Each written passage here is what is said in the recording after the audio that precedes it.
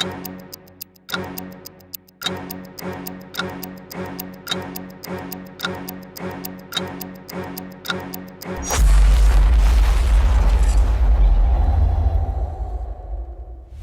week on the Al Nicoletti Show. So without further ado, let's welcome Jack Bosch to the show.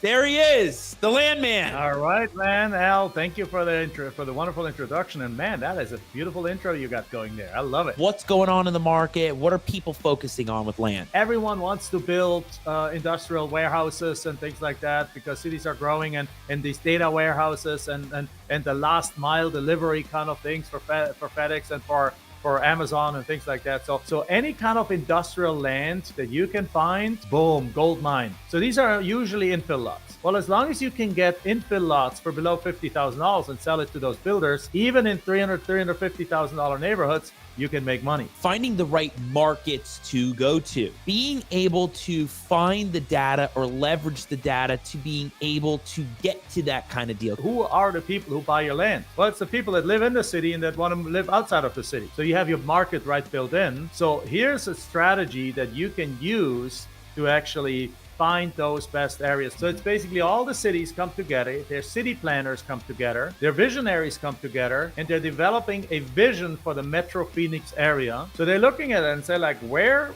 do we want as a community to grow? So you literally can go and contact that association of governments and basically say, like, okay, I would like to go and see your 30-year infrastructure and street development plan. And what they'll show you will blow your mind. But if you look at the map, the 30-year plan for that map, it looks like there's highways, there's roads, there's parks, there's interstates, there's commercial corners. It is all laid out already of what they want to see there. And that gives you, it's almost like a crystal ball into the future. Jack, You're amazing. I'll see you soon, brother. And thank you very much.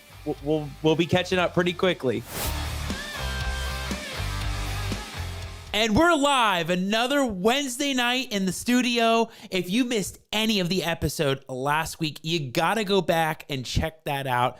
So much that Jack Bosch talked about with land investing, and strategies you can get into to finding your next land deal or your first land deal or your 10th or 100th land deal. There's so much opportunity, and there's so many different guests that we've had on this episode and these episodes for the show. Check out our channel, scan the QR code at the top of the screen. That's where you're going to get our link tree. You're going to find everything from our YouTube channel, Spotify, iTunes, Instagram, Facebook. Find us there, add a subscribe.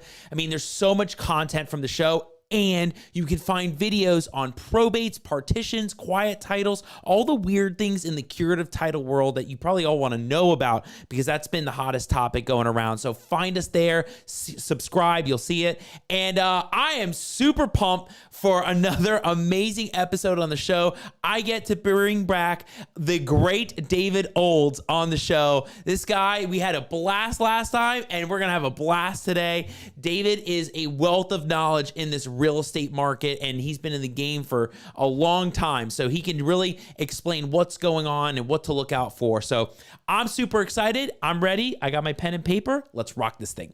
Hey everybody, my name is Al Nicoletti. I'm an attorney here in Florida, and welcome to the Al Nicoletti Show, where I bring on real estate super investors, rising rock stars, movers and shakers, and leaders of clubs in their communities that educate, entertain, and inspire all things on Florida real estate and beyond. No matter the state, the industry, we want to provide the best guest that can bring the most value to you on how you can take your company to the next level. On my show today, we bring back the great David Olds from Easy REI Closings. David is a wealth of knowledge. He's got a lot of experience with real estate, loves going after those properties, buying up the blocks, and we've had him on a long time ago. We got to bring him back because we got to get the updates, find out what's happening in the market. And Easy REI Closings has been great. They got an amazing team. You want to check them out, and David's going to break it all down. So without further ado, let's welcome David to the show again. David, the great David Olds. My man, how are you? Dude, what a killer intro. I am so excited to be here. I'm excited that you're here. I mean, it's always great seeing you. I got a smile on my face. I'm ready to do this thing with you. And I'm excited. It's always a blast. David, we got to kick this off and talk about where things are going in the market right now. Yeah. Like back last year and now in March and April, the market has pivoted so much to Yeah. where we are now in Mhm. September and October. Yeah. You got to tell us, what are you all seeing on the TC side, on the dispo side of what's going on in the state of this market? Yep. We are seeing growth and massive assignment and novation fees. Unbelievable. It's out there. Al, the one thing it's such an old adage, the best time to buy real estate was yesterday. The next best time is today. And I bought a lot of properties. I have a really big portfolio, and everybody's always like, geez, I wish I had known. I'm like, bro, when we were buying stuff, we thought it was the end of the world because it really was, right? Back in, 2010, 11, 12, 13, even 14. Well, what do you think is going on now? This is what I try to explain to wholesalers. If you thought you could buy money, or if you thought you could buy deals and make a lot of money like a couple of years ago when things were really hot, dude, you like every seller knew that they could put their property on the market and make a fortune. And you're telling me today, when people cannot sell their properties and they're in distress and properties are sitting on the market for a long time, you can't go out and help those people and make a ton of money. You're not trying, right? You're just not. So Mhm. today is the day you should be buying. Yesterday, the Fed dropped the rates 0.25%, not a ton, but they're signaling that there could be two or three more, in the next 12 months. This is it. Like, that's the government taking control to kind of get this market to start to pop again. So I would be out there buying right now. Our serious clients are locking up deals today. They're seeing huge assignment fees, huge innovation fees. I'm bullish on the market, man. I think now's the time. If you've been a little bit on the sidelines, get in the game right now. Yeah. And it's really interesting. I hear different kinds of perspectives. It's very Yeah. polarizing. I hear some people saying that they're getting a lot of deals. And Hmm. then I hear of some people saying that it's the slowest they've seen it in a very long time, maybe Yeah. on the retail end or on the investor end. And Yeah. so it's really interesting because you see all the perspectives. You get Bro. the retail, the investors. Mhm. So that perspective is really interesting. Yeah, we're looking at it from 40,000 feet. We've done 8,000 transactions in the less than the last 4 years. So we see a lot. Like, we take in 30 or 40 new contracts every single day from our clients. So we definitely have a bird's eye view. Yeah, retail definitely slow, right? 100%. That side of the market is slower, but that's the opportunity. That's where we, as real estate investors, right? Our job is to help people. This is where we have to come in and say, hey, Mrs. Smith, I know this property is keeping you awake at night. You can't even sleep. How can I help? Right. And then, if you've got enough tools in your tool belt, hey, I understand how to do subject to, and I know I can do an assignment, or I can do innovation, whatever it is. How can I make those things that I know fit this particular situation and help Mrs. Smith? Well, that's what we should be doing. And my God, our clients are making just boatloads of money doing it. Yeah, crazy. And this market, you want to take hold of what's happening, because as soon Yeah. as things change next year, if they change or whatever Yeah. happens, the market pivots. So Right. getting a hold of things now is going to really Mhm. help you later when the market Right. really shifts and gets Mhm. a hold of itself. So David, I mean, Yeah. you guys are seeing through easy REI closings, you see so many different things that investors do. The great Yes. stuff, the good stuff, the bad stuff, Mhm. and the mistakes that people make. Right. So, what are you seeing on that investors like? What mistakes are you seeing investors make Yeah. that wholesalers are trying to do when they're trying to build a business? Right. Yeah. I mean, man, it's really simple. The mistake that we see the most often, and now that we're helping our clients dispo their deals, we do JV, so we really get behind the curtain with them. They're just not locking up deals correctly, or they're not doing enough marketing. But mainly, it's deals aren't getting locked up correctly. Meaning, so if you're a wholesaler or even an investor, right? Even if you're buy and hold, maybe they're talking to the seller. They're just not getting enough information. They're being very surface level, and they're not digging in. And what I tell wholesalers is, like, I get it. You're going to assign the contract. You're going to novate it. You're going to sub to and try to resell it to somebody else. But pretend you want to buy this property, right? Act like you really want to know. Don't just be going for the signature, right? I don't want to miss something like the kitchen and say, hey, Mrs. Smith, so, like, tell me how the kitchen is. Oh, the kitchen's fine, and just move on to the next thing. I should say, well, when was the last time you remodeled it? Oh, it hasn't been remodeled since 1960. It's those really nice, like, varnished plywood cabinets and green formica with the metal edge. you know that might trigger you to go, oh, okay, this property is going to need to be remodeled, because you always have to think with the end in mind, right? What is your buyer going to think, right? Are they going to look at your deal and go, oh, hey, this needs a kitchen remodel. It needs to be $30,000 cheaper, right? So asking those types of questions help you put it under contract at the right amount from the very start, and it's going to give you a higher success rate. Yeah, and making sure you got the right comps too, right? I mean, Yes. it's such a big issue where Mhm. I know down in Southwest Florida, there's been a Mhm. big thing with like comping land and making Yes. sure that things are done right the right way because then you're oversaturating the market and Right. then everybody's like, oh well, my land's valued at way higher than it was supposed to be. So Yes. like you're saying, like you're seeing so much on the transaction side of the Mhm. mistakes. Yeah. And what have been some of the successes that you're Mhm. seeing some investors do right now that's working? Like, some of the higher volume ones. Dude, we just had a $504,000 assignment fee, not a double close, assignment fee. What? Like it was a because it was that. Yes, I do a little show. It's called In the Trenches with Your TC, and I bring my TCs back and have them tell us, what's going on, like these kinds of questions. What's going on? What kind of deals are you doing? And it was a house in Seattle. And the guy, the woman just needed to sell. He got it at a great price and was able to run the assignment fee up to 504. So we are seeing some massive assignment fees. Heather, my COO, Heather, Oh yeah. she just sent me the other day a spreadsheet, and dude, the number of assignment fees we have that's over 200,000, I was actually shocked, because she does so much of the day to day stuff. Like until I actually looked at it, like, dude, it was like over 20 this year. Like that's a Wow. phenomenal amount of money. So the success, man. Real estate isn't hard. This is a simple business. We buy low, we sell high. Yeah. So the people that have the success, they're doing the basics, right? They're really good at comping, asking questions, follow up, that type of stuff. And then, of course, they hand the properties over to us and we get them closed. Right. And one thing that I see when I'm either on these probate consults or I'm talking to Mhm. other investors is they're starting to build and scale up their teams Yeah. and they're growing. Mhm. And what they start doing is they use some of the team to start being the TC and Oh, then it becomes a whole back and forth and it's like, mhm. is it going to work? Is it not going to work?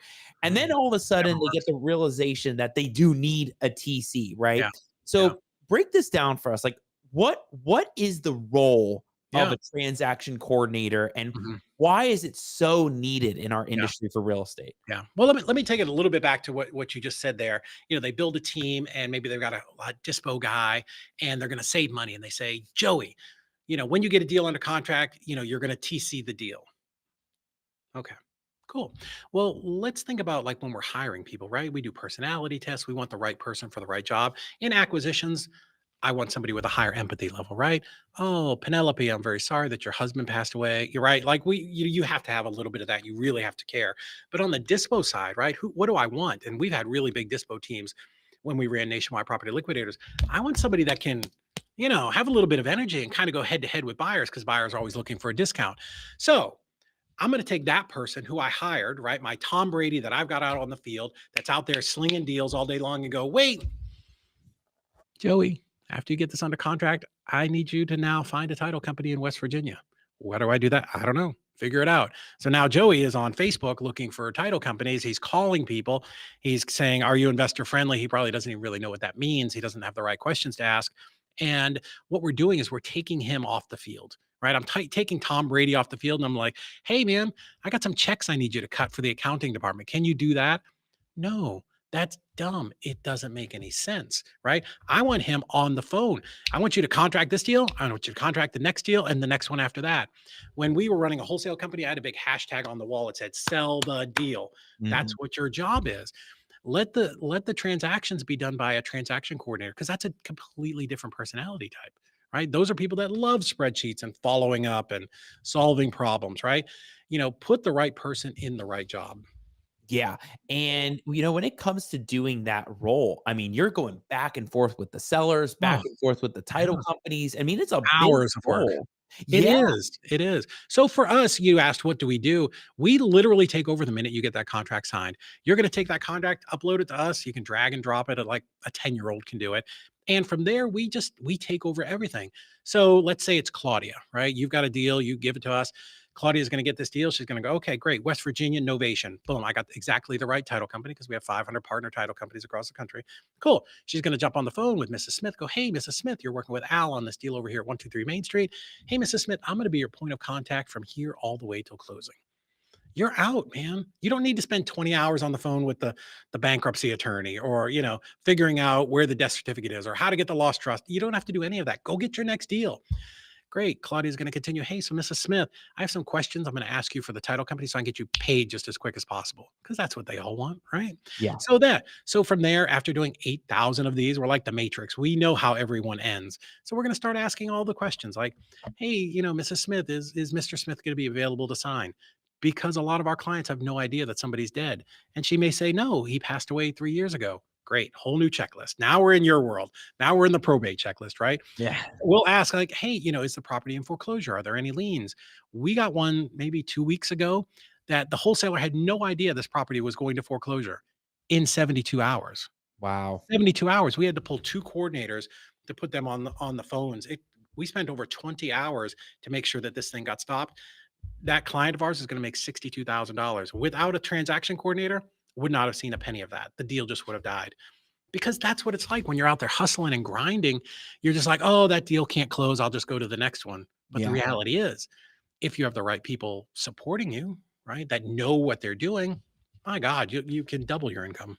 Yeah, and it's also just doing the gritty work of like going back and forth with the heirs or trying to get the contract Ugh. signed or the deed signed. And it's Yeah. just like, hey, you're ready for closing, and you guys are closing. And it's like Mhm.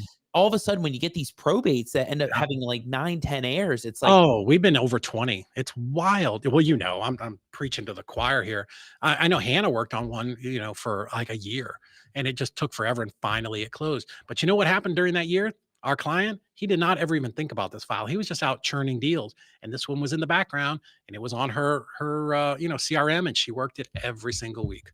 yeah. And it's just, it's such a needed a position that Mhm. people don't realize they need until they need it. Right.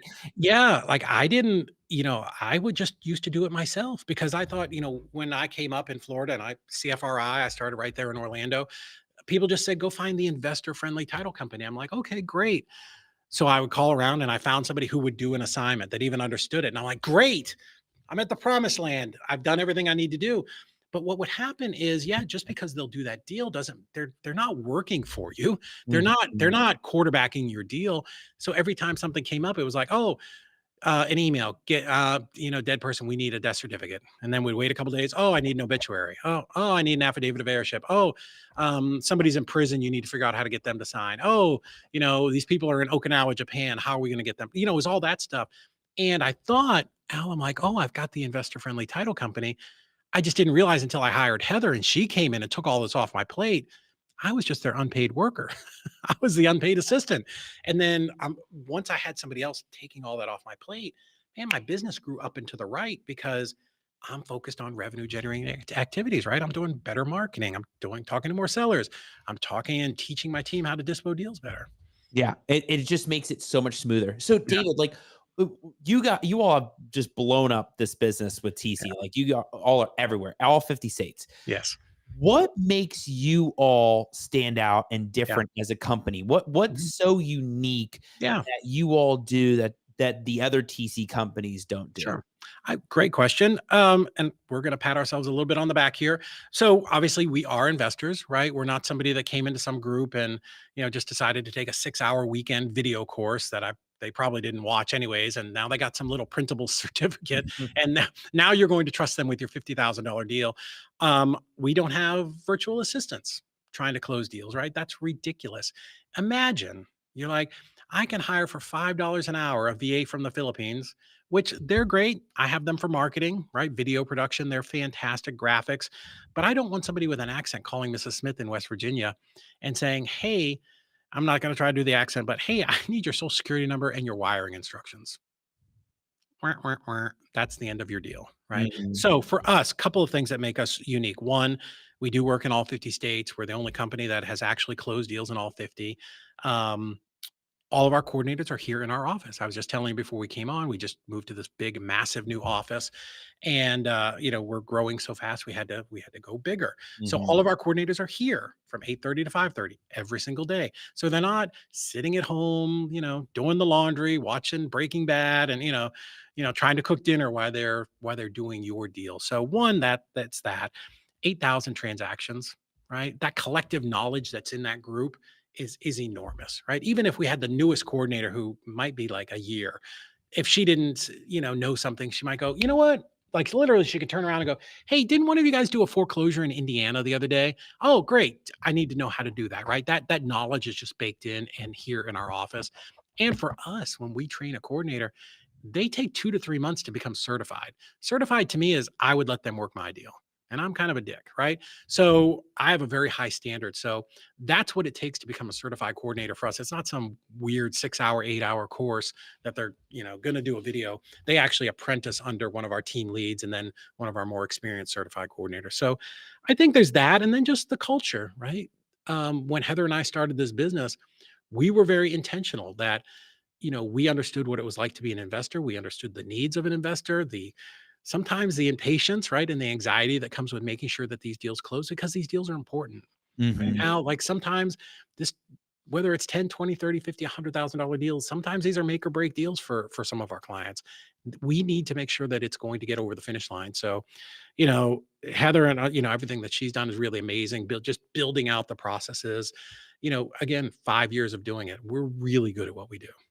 Oh, yeah, I know a lot of people rave about the TC service. I mean, Yeah. it's like it's amazing, and Mhm. what Heather and Hannah have been doing and on the Yeah, ground is incredible, right? they're It's a awesome. game changer to have that kinda team, Yeah. and, you know, it's really cool to see that you've grown that culture over Mm. at Easy REI Closings, Yeah. right? Like, the culture is Yeah. everything. How everybody's just having team goals and team Mhm. meetings, and you're Yeah. you're doing education as well. And Mhm. it's really great to know that you have everybody there has those qualifications and the accolades for being in this game, right? And so that's what makes you all different is that you've built that culture over time and Yeah. really build that in everybody. I've been really lucky to find amazing people, kind of over the course of my journey from back when we were wholesaling. Some of those people came to EZ when we shut down wholesaling and did this. But also, I'm an old guy. Like I like people in office. I don't love the virtual thing.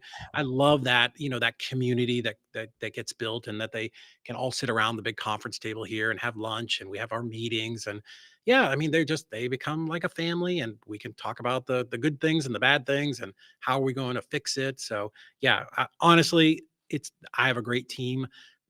Today I don't probably do a lot with a whole lot of transactions. Maybe a couple times a week I jump in and help with a client issue or a transaction. It's honestly it's my team. It's Yeah. all them. It's all team. I love it. It is. It is. I can't take any credit for it. They're amazing. I love it.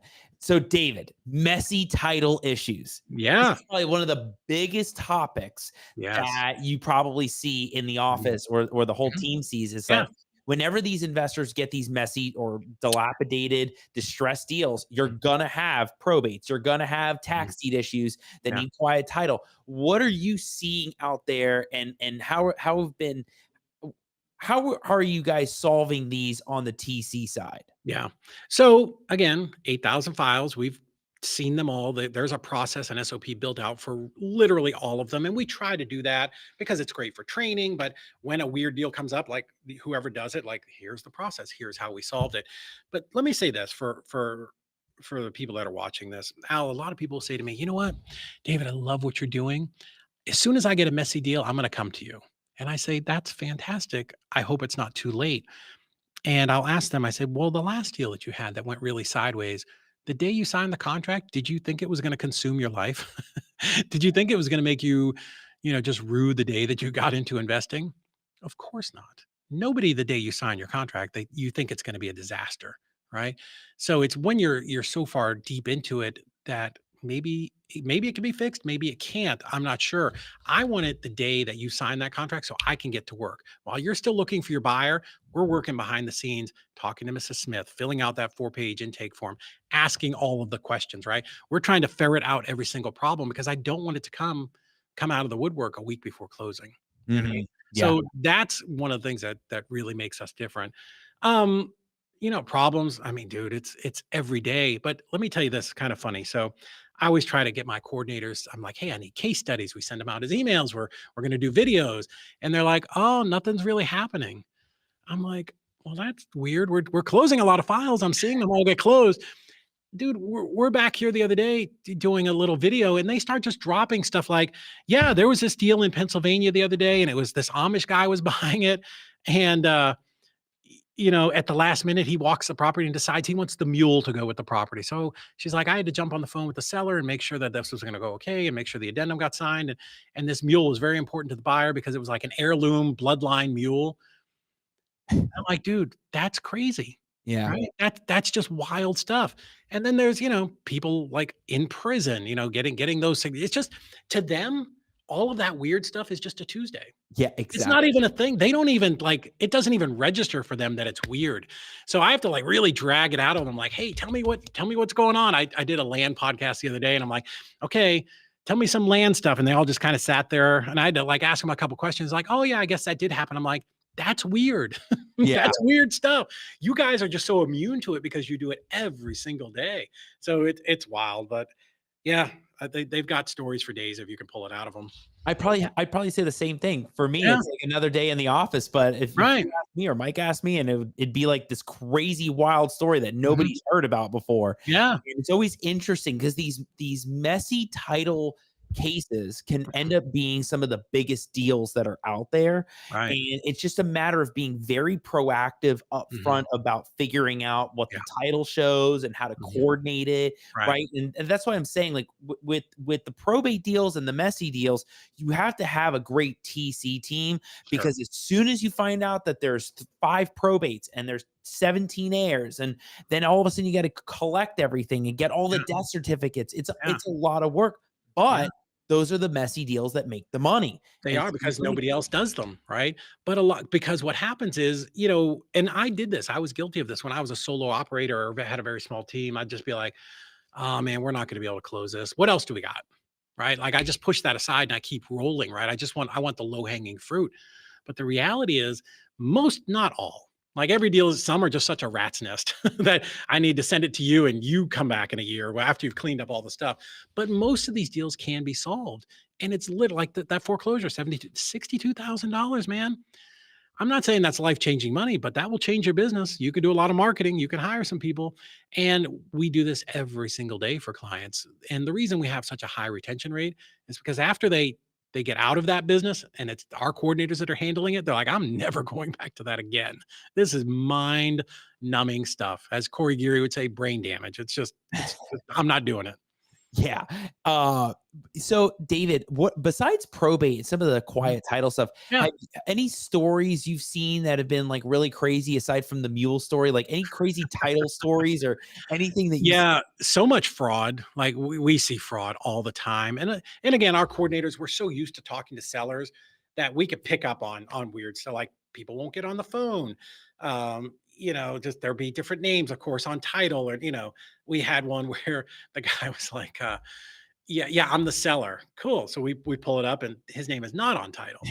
Okay, great. So the next call is like, hey, so who is Mr. and Mrs. Smith, right? Oh, those are my parents. They're dead. New questions. Great. Are there any other heirs? Yeah, I had brothers and sisters, but they're all dead. Okay, could happen, right? It's a bigger problem. But so we go online and we pull the obituary and they seem to still be alive. So the next question is, are you sure they're all dead? Well, they're actually in Europe. Okay. At this point, like we know, right? And then finally it just comes down to heirs. And you probably see this in probate. They think because they lived in the house or they're the Right. executor or whatever, that they're going to get all of the money. And that's just not true.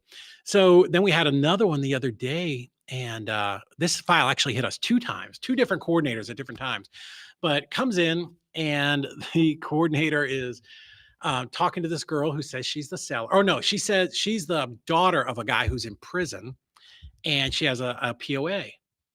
Okay.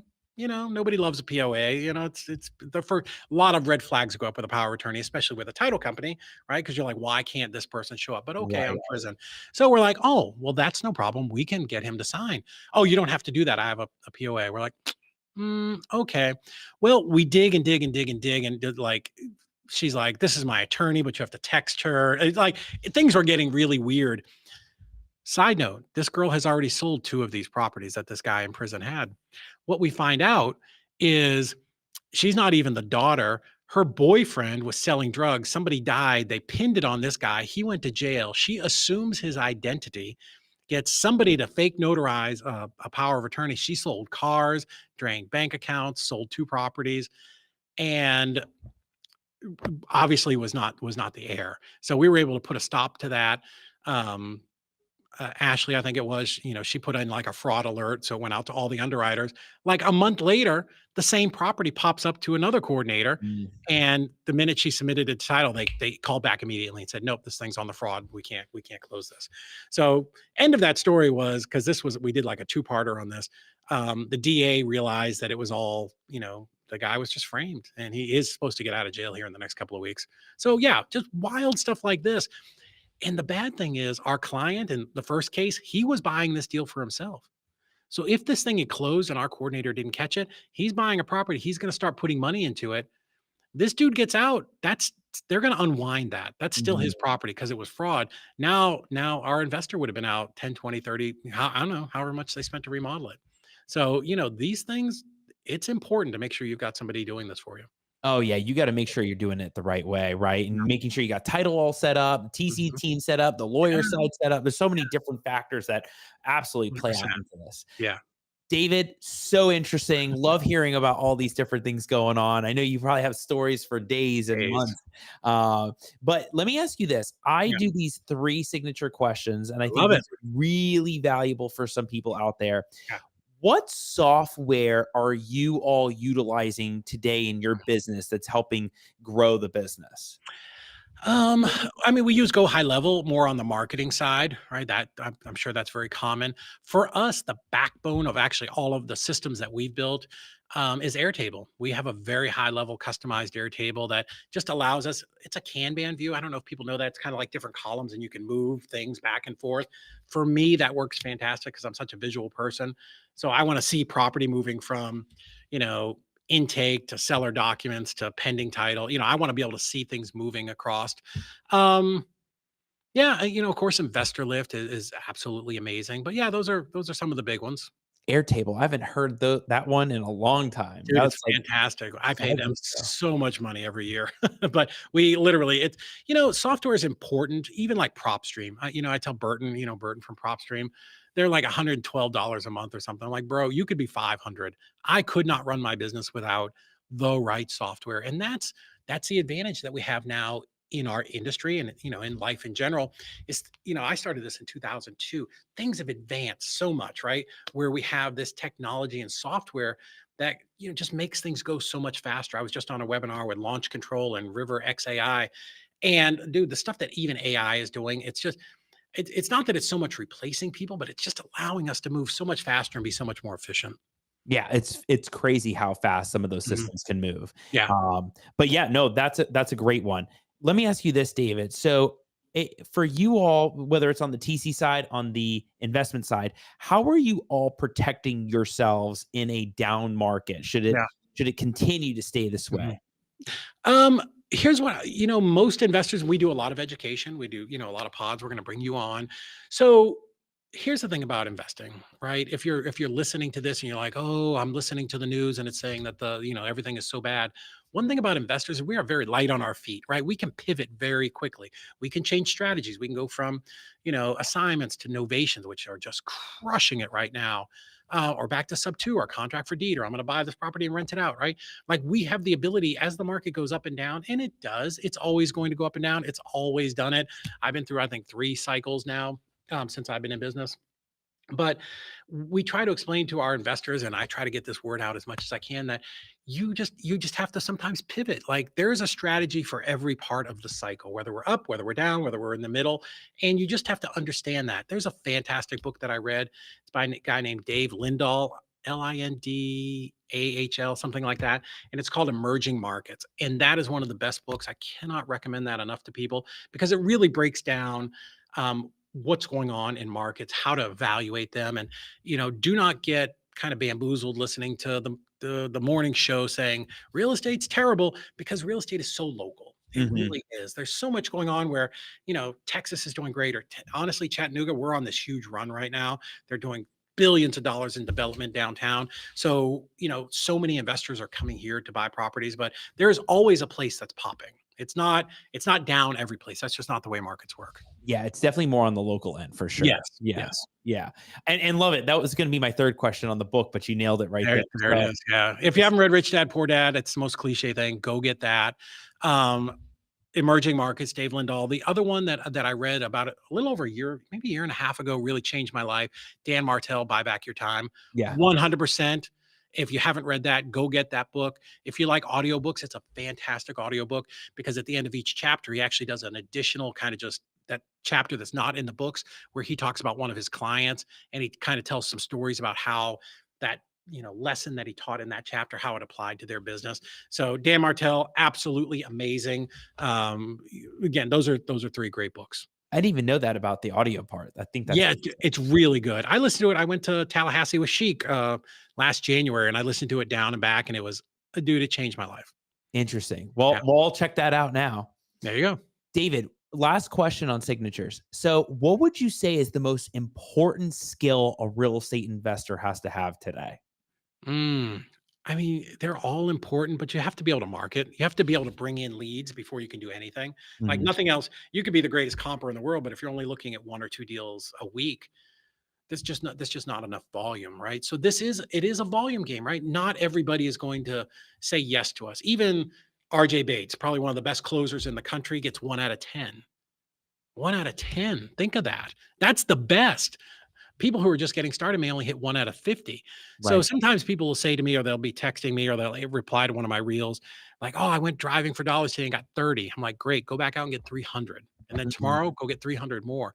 You just need a lot of opportunities at bat to find the people who want us to help them, right? Not everybody likes blueberry muffins, right? We are not going to be the solution for every single person, but we are the solution for a lot of people. I learned this in a marketing class at CFRI. I'm such a big believer in everything they do, but the guy talked about, hey, if you go to the top of a building tonight with a slingshot, right, Alan, you just start shooting BBs in a circle. You are going to hit somebody tonight that is losing sleep over that property. Those are the people that we're here to help. Yeah. I get it. I mean, David, great points. I love it. I think that what you guys are doing is fantastic, and you always bring a lot of value to these episodes. This is great stuff. David, had a blast with you being on the show. Such a pleasure to be back. Yeah, always great to have the great David Olds. It's like the market update, basically. What's going on, right? Thank you. Very kind of you. I'll see you soon at Family. Yes, I'll see you soon around, and we'll be catching up. Let's do it. All right, my friend. Thank you so much for coming on the Alan Nicoletti Show. Appreciate it. All right, man. Take care. All right, everybody. You heard it from the great David Olds himself. I mean, so much value all the time when we have David on. And if you missed any of that episode, go back, check it out.